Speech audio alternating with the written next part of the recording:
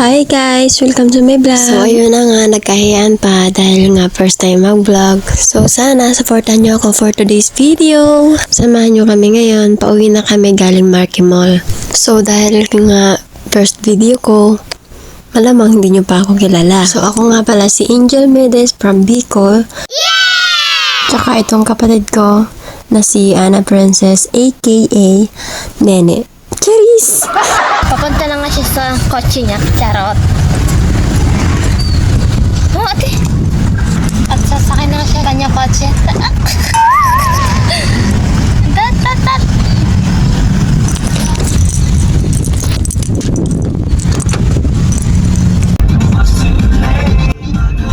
Pauwi na kami, kasama pala namin sila ate, QM and Kuya Mark.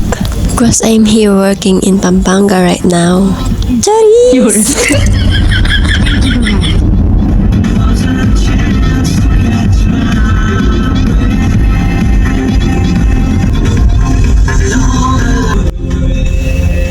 At pagka-uwi namin, nagpaalam na ako kay ate para mag-swim. Because you know, mainit today.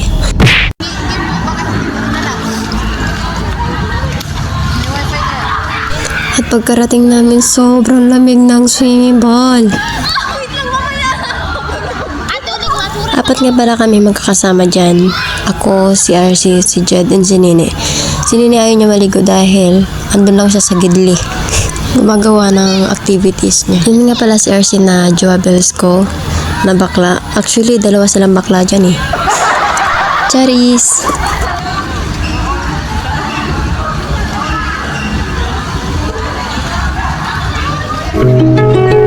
She was a fairy.